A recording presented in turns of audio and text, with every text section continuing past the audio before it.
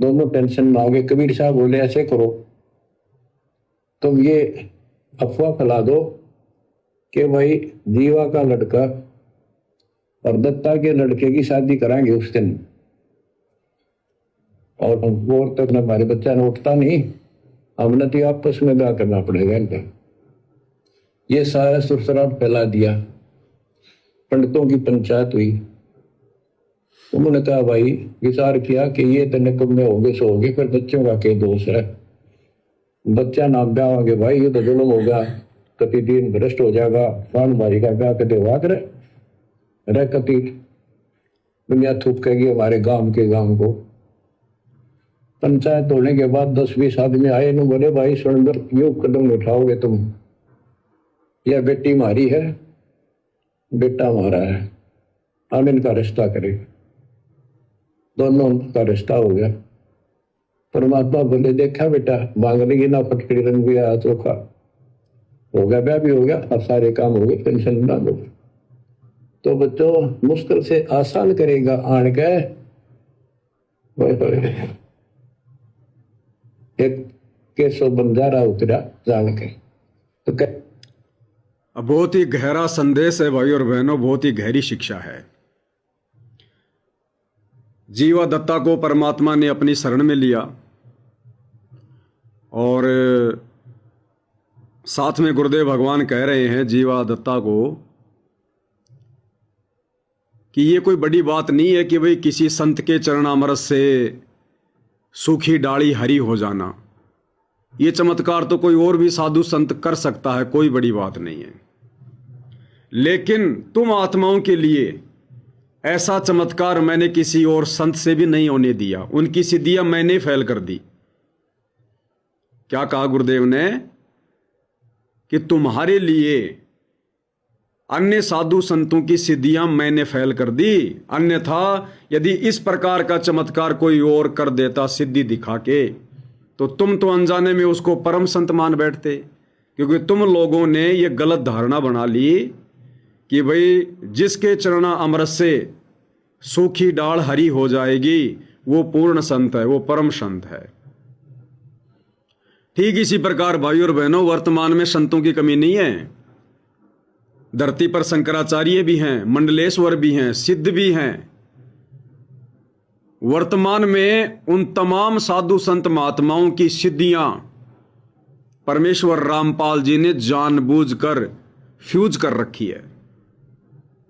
अन्यथा आप देख लो, बागेश्वर वाला धीरेन्द्र शास्त्री, क्या है उसके पास में, क्या सिद्धि है?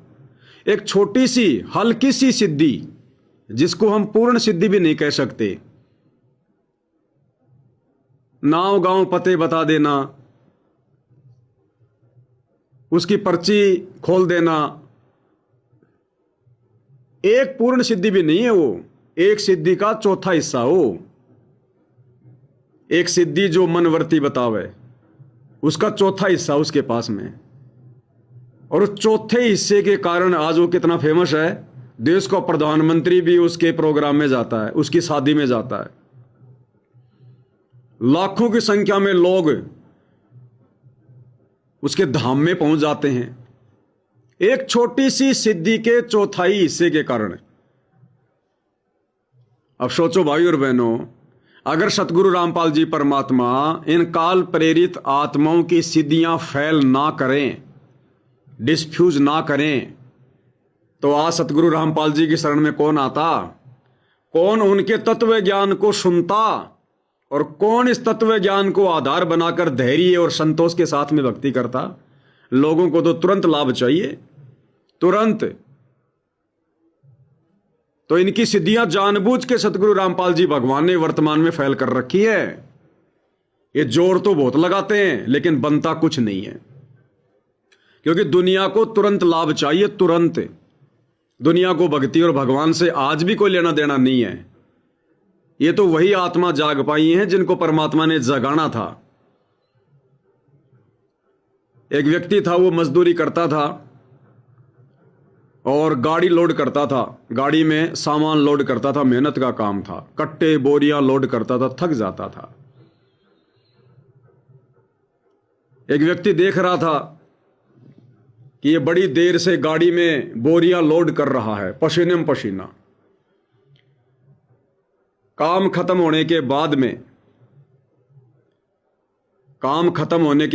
क्योंकि वो देख रहा था कि उसने एक दारू का उसने पौवा ले रखा और गाड़ी लोड कर रहा। गाड़ी लोड होने के बाद जब वो थोड़ा फुर्सत में आया तो देखने वाले ने पूछा, अरे भाई तू ये क्या करता है, क्यों अपने शरीर को तोड़ रहा है, शराब क्यों पीता भाई? अरे देसी घी खा, देसी घी, दूध छाछ ये खा, इससे ताकत आएगी, तेरा शरीर भी बलवान रहेगा, बलिष्ठ रहेगा। शराब क्यों पीता भाई तू? तो उसने कहा कि तेरा देसी घी कितने दिन में काम करेगा? अगर आज मैं 1 किलो देसी घी खा लेता हूं तो कितने दिन में ताकत आएगी? बोला अगर तू आज 1 किलो देसी घी खाएगा तो कम से कम महीने 20 दिन में तो वो अपना असर दिखाएगा। बोला तू अपने देसी घी को अपनी जेब में डाल के रख, मैं तो तेरे देसी घी के भरोसे तो भूखा मर जाऊंगा, मेरे बच्चे भूखे मर जाएंगे। आज मैं देसी घी खाऊंगा, 1 महीने बाद वो अपना असर दिखाएगा। अरे मैं ये दारू का पौवा 10 मिनट पहले पीता हूं और जोश जोश में पूरी गाड़ी लोड कर देता हूं, तुरंत असर करता है, तुरंत। मुझे नहीं चाहिए तेरा देसी घी।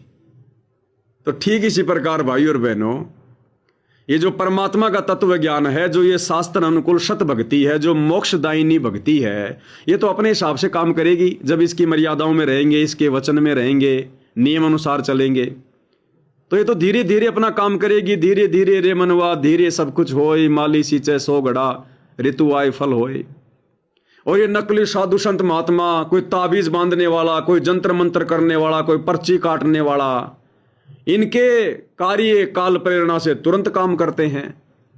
तो अगर सतगुरु रामपाल जी भगवान इन साधु संत महात्मा, आचार्य शंकराचार्य, मठाधीशों की सिद्धियां अगर ये न्यूट्रल ना करें, अगर इनको डिस्चार्ज ना करें, तो आज धरती पर सतगुरु रामपाल जी का धैर्य के साथ में ज्ञान सुनने वाला कोई नहीं होता। इसलिए परमात्मा ने जानबूझकर सब डिस किया हुआ है, सब डिस। आगे क्या कह रहे हैं परमात्मा? देखा बेटा, बांगने की ना फटकड़ी रंग भी आया चोखा हो गया, ब्याह भी हो गया, अब सारे काम हो गए, टेंशन ना लो। दूसरा क्या संदेश है?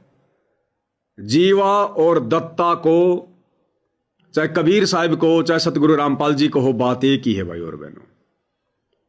जीवा और दत्ता को परमात्मा ने कहा क्योंकि उनके बच्चों की शादी नहीं हो रही थी। स्थिति वही है भाई और बहनों। इस ज्ञान को चाहे आप सतयुग में ले लो, चाहे त्रेता में ले लो, चाहे द्वापर में ले लो, चाहे वर्तमान में ले लो, इस ज्ञान की जो मर्यादा है वो जगत से भिन्न है। अगर भगत मर्यादा में रहकर इस ज्ञान के ऊपर चलेगा तो जगत का और भगत का 36 का आंकड़ा हो जाएगा। 36 का आंकड़ा, जैसे भारत पाकिस्तान की सेना का होता है ना, वैसे हो जाएगा। तो जब जीवा और दत्ता ने उपदेश ले लिया, समाज की झूठी मर्यादाएं छोड़ दी, परंपराएं कुरीतियां निभानी छोड़ दी, तो लोग उनके विरोध में आ गए। उनके खुद के ब्राह्मण भाई उनके विरोध में आ गए। अब एक के था लड़का, एक के थी लड़की, अब उनकी शादी की समस्या हो गई। समाज में कोई भी उनके बच्चों के रिश्ते स्वीकार नहीं कर रहे। तो क्या कहा परमात्मा ने? जीवा और दत्ता को आदेश दिया कि तुम समाज में ये भ्रमणा फैला दो कि हम इन दोनों बच्चों का आपस में विवाह करेंगे। तो परमात्मा ने स्पेशल आदेश किसको दिया? उन दोनों को दिया, और उन दोनों ने भ्रमणा फैला दी। परमात्मा की प्रेरणा से समाज वाले इकट्ठा हुए और कहा कि भाई इन बच्चों का क्या दोष है, इन निकम्मों ने काम बिगाड़ा है। अगर आपस में इन दोनों भाई बहनों की शादी हो गई तो हम ब्राह्मणों का तो समाज में मुंह दिखाना मुश्किल हो जाएगा। तो ब्राह्मणों ने आपस में मीटिंग करके कहा कि जीवा दत्ता का दोष है, इन बच्चों का दोष नहीं है, और कहा भाई ये बच्चे हमारे को दे दो, हम करेंगे इनकी शादी विवाह। तो परमात्मा ने वो समस्या भी उनकी टाल दी। तो कहने का मतलब भाई और बहनों, कुछ आदेश ऐसे होते हैं, वो आदेश यदि परमात्मा किसी भगत विशेष को दे रहे हैं तो भगत विशेष से उन बातों को सुनकर अन्य भक्तों ने उस आदेश की पालना नहीं करनी होती है। और वर्तमान में संगत इसी कारण से धोखा खा रही है। पहली बात तो ये कलयुग की बिचली पीढ़ी है, परमात्मा ज्ञान विरुद्ध कोई भी आदेश अपने भक्तों को नहीं देंगे। फिर भी हम मान के चलें कि भाई ये स्टेडियम बनाने का आदेश, या कभी बीजेपी को वोट डालने का आदेश, कभी कांग्रेस को वोट डालने का आदेश, जाटों के आरक्षण में जाने का आदेश, ये अन्नपूर्णा मुहिम चलाने का आदेश, एक समय के लिए हम मान लेते हैं कि ये आदेश शतलोक आश्रम कमेटी को या कुछ मुख्य भक्तों को जो हिसार जेल में जाते हैं, सतगुरु रामपाल जी ने अपनी तरफ से या उन भक्तों की विशेष जो है वो प्रार्थना पर, हो सकता है सतगुरु रामपाल जी ने उन भक्तों को आदेश दे दिया कि ठीक है भाई, जैसा तुम कह रहे हो वैसा करो, अगर ऐसा हो जाए तो ठीक है, दे दो बीजेपी को वोट, बोल दो संगत को, दे दो कांग्रेस को वोट, बोल दो संगत को, बना दो लोगों के मकान। मान लीजिए गुरुजी ने किसी भगत विशेष को आदेश दे दिया जीवा और दत्ता की तरह, तो बाकी संगत की क्या जिम्मेदारी बनती है? अब कोई नादान भगत ये कहे कि देखो जी गुरुजी ने जीवा और दत्ता को आदेश दे दिया, और जीवा दत्ता तो देखो परमात्मा के परम भगत हैं, परमात्मा ने इनकी सूखी डाल को भी हरा भरा कर दिया, इन पर तो गुरुजी की विशेष दया है, और जीवा दत्ता को गुरुजी ने आदेश दे दिया आपस में भाई बहन की शादी करवाने का। भक्तों, अपने भी अपने बच्चों की आपस में शादी करो, गुरुजी का आदेश हो गया, गुरुजी का आदेश हो गया। तो दास के कहने का मतलब समझ गए होंगे भाई बहनों आप। अगर किसी कारण से इस परीक्षा के समय में परीक्षा लेने के लिए या सतगुरु रामपाल जी के मंदबुद्धि परिवार की उस प्रार्थना पर जो बिना सोचे समझे ये लोग हिसार जेल में जाकर सतगुरु रामपाल जी से कर देते हैं, अगर इस परीक्षा के समय में परमात्मा ने इनकी इच्छा पूर्ति के लिए, उनकी परीक्षा के लिए, अगर इनके कहने पर इन्हीं की इच्छा अनुसार परमात्मा ने कोई आदेश दे दिया राजनीति का या कोई भी, तो आप और हम भगत भाई बहनों की वर्तमान में क्या जिम्मेदारी बनती है? आप और हमने तो उसी आदेश को फॉलो करना है जो आदेश गुरुजी ने सत्संगों में दिया है, जो भक्ति विधान के अनुसार दिया है। वो विशेष परिस्थितियों में विशेष आदेश किसी भगत विशेष के लिए हो सकता है, पूरी संगत के लिए नहीं। तो यहां आज लाखों की संगत मार खा गई कि गुरुजी ने मैनेजमेंट को आदेश दे दिया, गुरुजी ने मैनेजमेंट को आदेश दे दिया। गुरुजी ने मैनेजमेंट को किस आधार से आदेश दिया होगा यह जानने का प्रयत्न किसी ने नहीं किया, और सब लोग भेड़चाल में, देखा देखी में, जैसा वो मैनेजमेंट कर रहा है सब लोग वैसा ही करने लग गए। तो जीवा दत्ता की इस कथा से भाई और बहनों हमने शिक्षा लेनी है, और यह कथा कितनी इंपॉर्टेंट है। आज इस कथा के आधार से ही देख लो संगत में परमात्मा परीक्षा ले रहा है।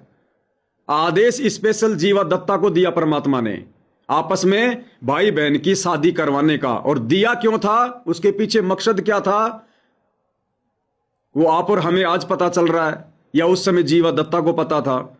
और बाकी लोग अगर इन बातों को सुनकर कह दें कि जीवा दत्ता को आदेश दे दिया, जीवा दत्ता भी तो भगत है, तो हमारे बच्चों के लिए भी आदेश हो गया, तो कितनी बड़ी गलती कर जाएंगे।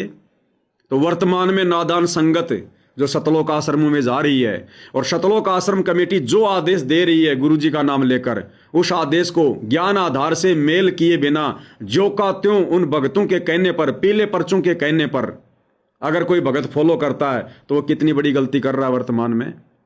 तो ऐसे भाई और बहनों परमात्मा परीक्षा ले लेते हैं इस प्रकार से भी। ये सत्संग परमात्मा ने इसीलिए किए हैं, ये कैप्सूल हैं, कैप्सूल। हर एक कथा में, हर एक कहानी में गहरी शिक्षा, गहरा संदेश छुपा हुआ है। तो यदि हमने शतभक्ति मार्ग पर सफल होना है तो किसी भगत विशेष को दिए गए आदेश, जब तक वो आदेश गुरुजी के द्वारा दिए गए ज्ञान से मैच नहीं करते हैं, उनके सत्संगों से मेल नहीं खाते हैं, हमने उस आदेश को कभी फॉलो नहीं करना चाहिए, चाहे हमारा हित हो चाहे हमारा अहित हो। लेकिन आज संगत ज्ञान को आधार ना बना पाने के कारण धोखा खा गई।